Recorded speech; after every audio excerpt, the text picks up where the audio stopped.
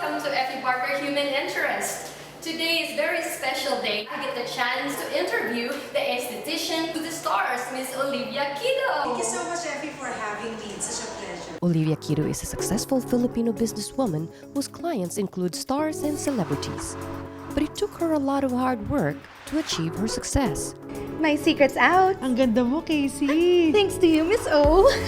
How she achieved that success is an inspiring story of how to pursue one's dream. I was born and raised in the Philippines, and then I finished my high school and college there. Actually, I took computer programming course. Yeah, it was a business administration, but the major was computer application. So it's about how to make the system computerized in a business. Olivia, who is now popularly known as Miss O, her interest in beauty and skincare started when she was just a little girl. Skincare has been my passion like when I was younger. So I remember vividly when I was like in grade school, when the teacher gives us lecture, I would always draw eyebrows on a piece of paper. When she moved to the States, she studied hairstyling. But because she's interested in skincare, eventually she took courses in aesthetics. 15 years ago, I went to school for haircut.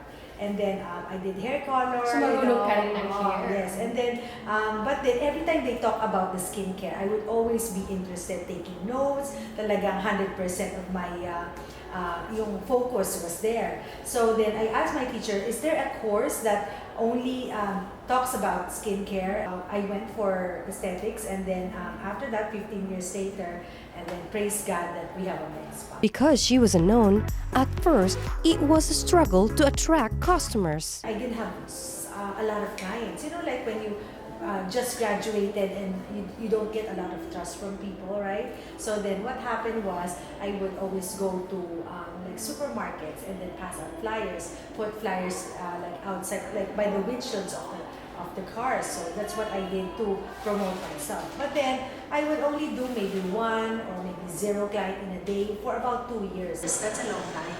So I was like pushing it and pushing it. I said, oh Lord, is this really for me? Because it's so hard not to make so much money and you have a lot of bills to pay. You know how it is. Right, yeah.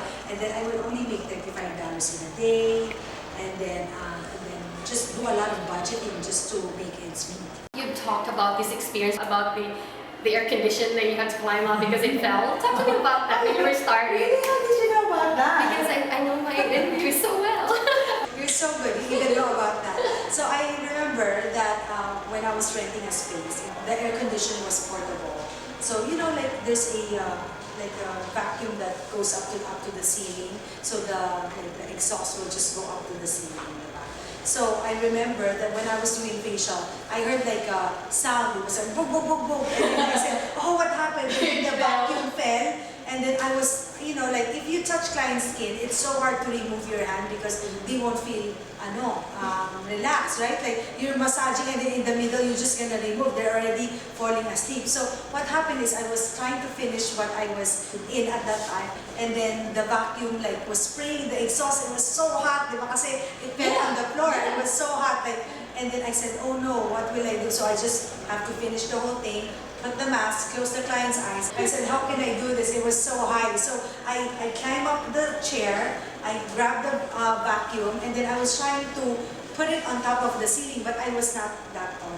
So this is the ceiling, this is the vacuum. Oh no, like there's a space where I'm already tiptoeing, I cannot even reach it. I was trying to jump. And then suddenly I said, Lord help me, pag-jump ko talaga, pumasok. Yeah. And then I said, because it's not nice for the client when I remove the mask, just to see like it was like dirty, parang ganon. So that's one learning also, you have to be quick and take it creative. Parang ganon.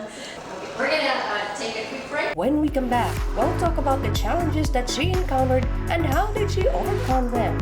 My last money was 1,000 per month. I don't see it as a challenge, but I see it more as an inspiration. How do I make